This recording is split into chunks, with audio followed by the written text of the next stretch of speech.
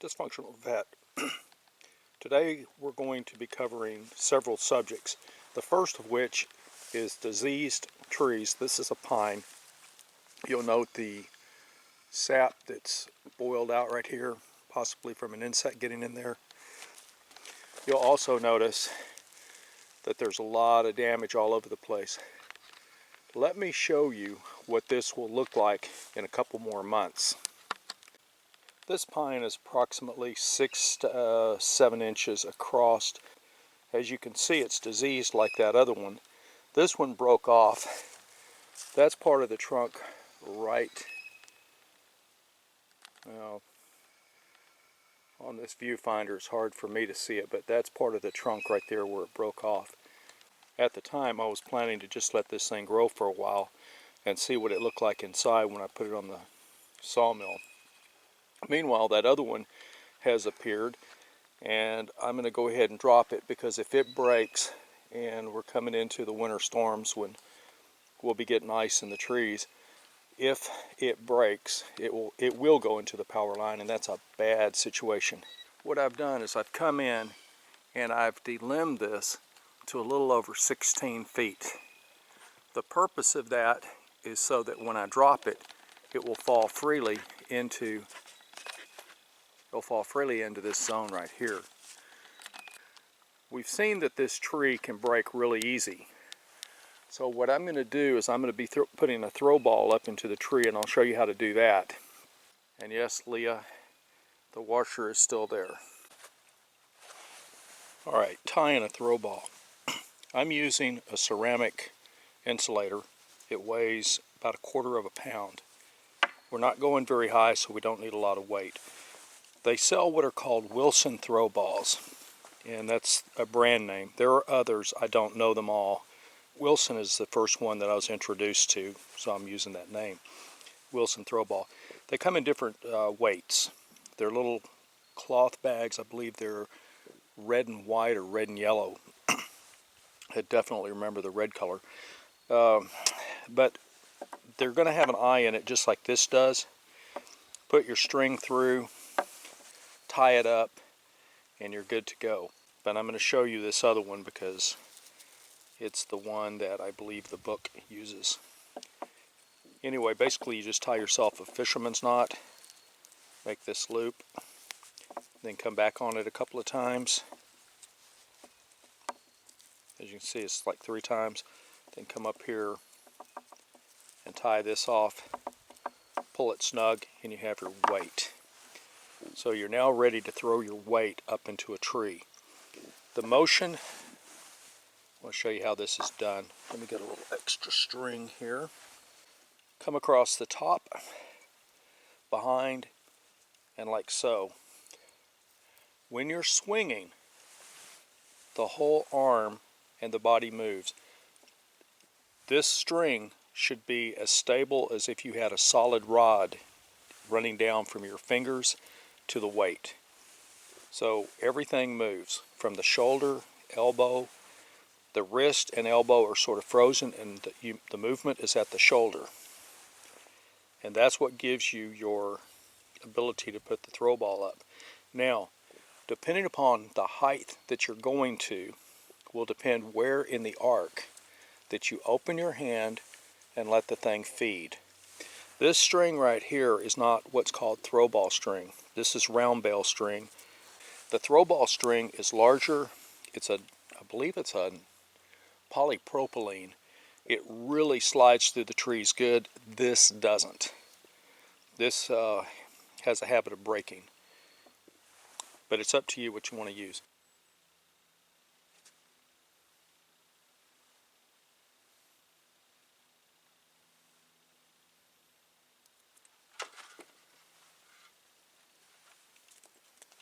Depending upon how high you go will depend on the amount of weight and the power when you allow it to go. So here we go, first throw.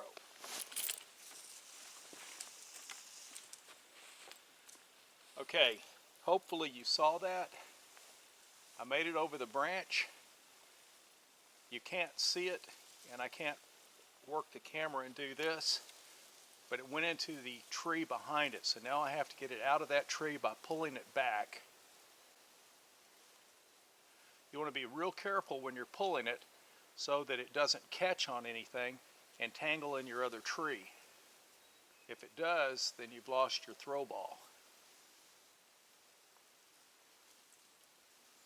So that's something else to consider, is the optimal angle that you throw to try to prevent going into another tree like what I did.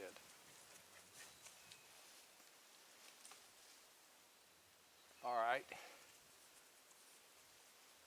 I'm in the branches of the tree that I threw into. You see how it, if you can see it, see how it's swinging up there? That's where it can get caught if you're not careful. I sent one of my dogs to get the scissors, the rope, the black tape, and anything else I need to set up for this pull. Oh, that will include the 50 feet of chain, the pulley, and the come along. So while the dog goes after that, I'll just show you this real quick. This is my bucket. It's a 2-gallon bucket, and my round bale string is inside there. I don't know how long these rolls come. I used to know, but I don't remember now. And by putting it in that bucket, you don't have to worry about the outside package, which is made of plastic, breaking on you. As soon as the dog gets back, I'll cut the end of the weight over there off. I'll attach my rope to it. I'll pull my rope up. I'll tie to the tree, and I'll show you different configurations for a snatch block. Depending upon how you configure that snatch block, you can control to a large degree where the tree will fall. My K-Dog dragged the chain up, brought up the rope, brought up my come-along. By the way, that come-along is a certified come-along at 1,000 pounds, and I think I paid $135 for it. I try to use certified tools whenever I can. Sometimes I can find them, but you're going to have to go to an industrial supply to get a certified tool. All right, there is my certified pulley. I think it was $35. It's rated at 850 pounds, I believe. The rope is rated at 900, and the chain is rated at 3,400. You have what's called the least material condition. In this case, the least material condition is going to be my rope. When working, the least material condition, in this case is the rope, is your weak link. Whenever you're working with something, try to get material that is as close as possible to all the equal rating, because you can put a lot of pressure on something and you don't want something like a rope breaking. Watch is that rope. So whenever you're doing this stuff, make sure you don't put a strain on that rope that exceeds the tensile strength that the thing can handle. One last thing for you, there's 2 types of ropes. There's dynamic and static. Other type of rope is a dynamic. A dynamic is what I believe rock climbers use. There is no stretch whatsoever in it. There are different ways of doing this. I try to stretch the rope out first before I start working with it. One of the reasons why I like this round bale string is I just cut the end of it off, and I don't worry about saving anything, which with the more expensive throw ball string, you don't want to be cutting that stuff. It is way too expensive. If you have a tall tree, say 80 feet, you want to come down about 20 inches on this thing to start tying off. This is a very short tree. I have small branches to go through, so I'm going to start about 10, 11 inches, something like that. And the first thing I want to do is I want to make a double half hitch. These loops have to be opposite one another.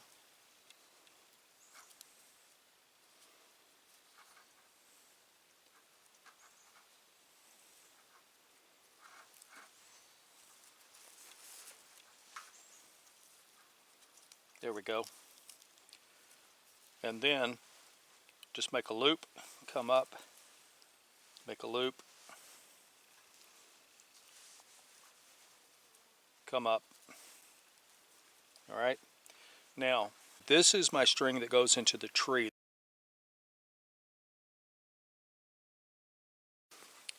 And they weren't pulled real tight. This is a bit of a critical deal here. You want to bring this in and you want to get this as small as you can. Come back down a little bit. As you see, I'm at a real steep angle at this point. And normally I would break this. I'm cutting it so you can see what I've got here. All right. So you see this comes up into a point. This helps the rope to feed through any kind of forks in the tree. So it'll come up. This extra tail we don't worry about. Let me readjust the camera and I'll show you me pulling it through the... Alright, the rope has been pulled out.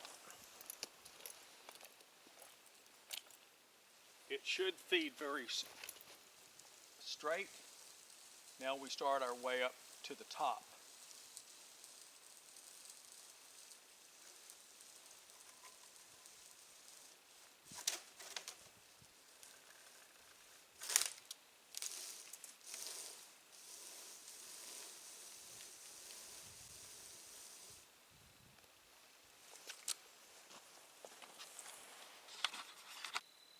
I removed the tape, which comes off pretty easy, as you can see. I don't normally worry about these little tails. I do go ahead and remove them.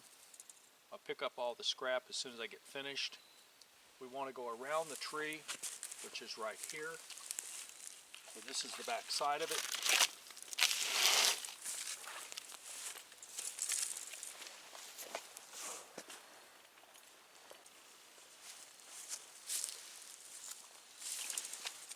With this rope now on the back side of the tree, what I want to do is I want to put a bowline.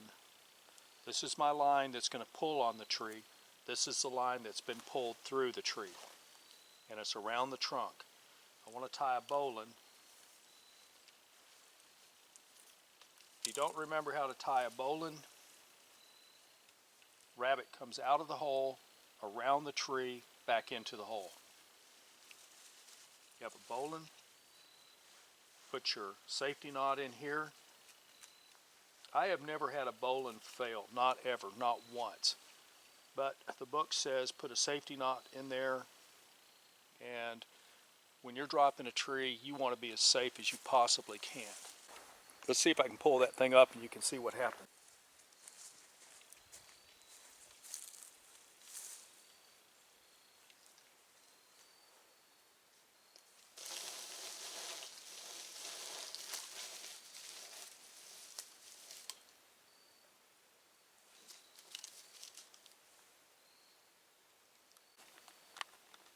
We're about to discuss the use of a snatch block.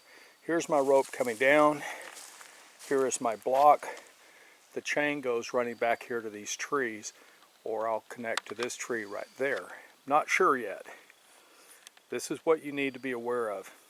When the chain is attached, because of the length, and I put the tension on it, the tree, the pull on the tree is going to physically change either from this direction or to that direction. So what I've got to do is I've got to do a couple of adjustments to figure out where this thing's going to work best. I'm going to do a drawing towards the end of the presentation to show you how some of this stuff works.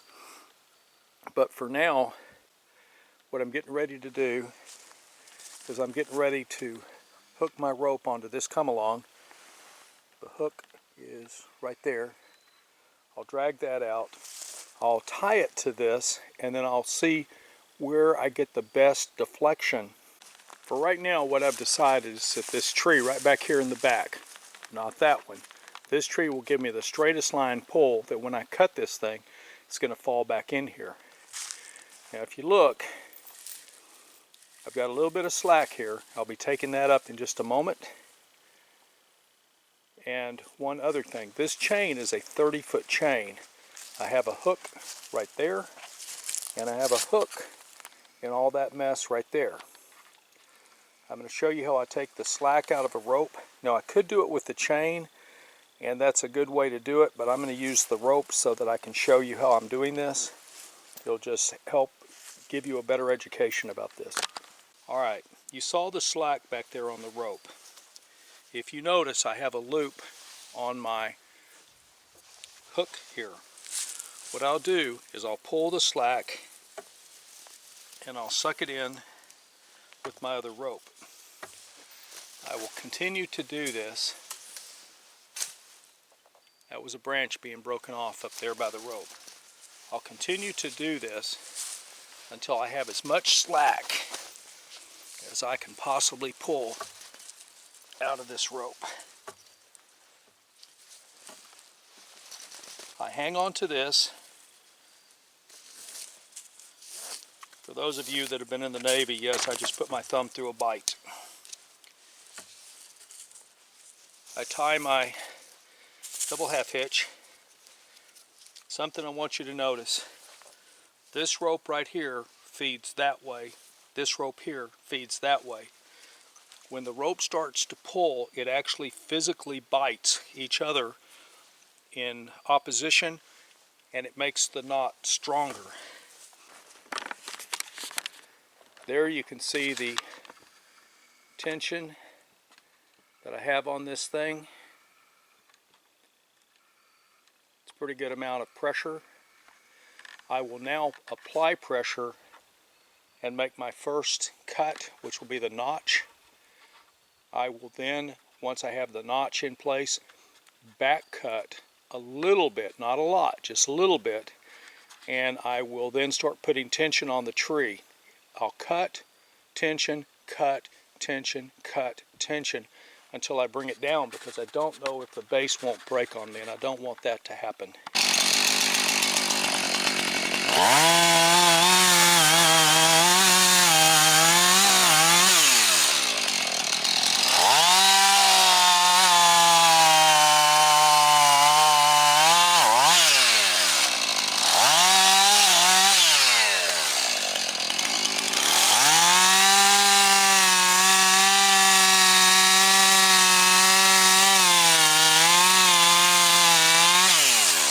I'm assuming you couldn't hear it. When I cut the notch, the tree cracked. I don't know where it cracked, only that it did. So now I'm going to start putting tension on the tree, open up my gap so that I'm sure of its fall, and then I'll go ahead and cut through and let it drop. When I start the cut, if you'll watch, on the right hand side of your screen, you're going to notice that I'm going to cut more into the tree. And the reason for that is to leave more wood on the left-hand side to help direct the fall as it goes. And I'm not planning to cut all the way through it on this. It's got a significant lean where it's going. I'm not worried about it falling into the power line, but I think I want to put a little bit more English on it before I actually drop the thing. So let's see what happens.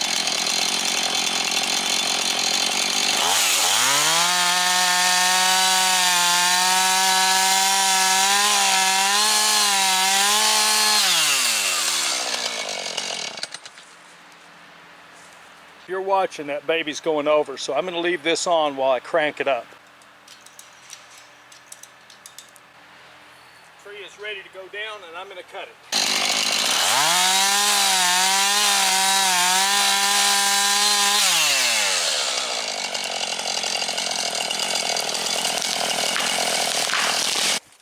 Tree is down. Tree is in the slot that was chosen for it. Alright, here's my notch. It's very shallow. It's about 3 inches across. See the little bit of stuff that I left on this side? That was enough to swing it. I cut all the way through here, and then this on this side helped to swing the tree back into where I wanted it. If you're out somewhere where you can just kind of practice cutting trees down, it might be something you try. The more wood that's on one side, the more the tree is going to drag that direction. And that might be helpful to you if you're ever trying to cut down a tree and you have a very narrow spot. In this case, I'm going to attach a drawing of the use of the snatch block, and we're going to call this a wrap. This is the dog that I sent to go get all that equipment I needed to cut down the tree. When he picked up the chain, he came back singing the Beatle song, "You got me wrapped up in chains and they ain't the kind you can see." As he got close, he changed it to "Working in a coal mine, going downtown town, working in a coal mine." Meanwhile, my dogs in the background were yelling, "Surf's up!" And I'm thinking, I really screwed up when I taught him Russian. You know, this is not a dasha and this is not a gulag. But anyway, this is K-Dog. He's the one that fetched everything for me. And as you can see, he's bored to tears. Alright, let's summarize what we were doing. We have a tree here. We have a chain attached to this tree with our snatch block here. The distance was about 3 feet. So the line is almost perfectly straight, and then it comes back over here to my come along. Had I made the thing 10 feet, the chain would have moved from this position out to here, giving me a more angled position this way. Had I moved it out 15 feet, the chain would have been over here because it's being moved off by the force this way. Remember, the chain is flexible and it's going to go to what you would call the center of effort of this thing as it's pulling.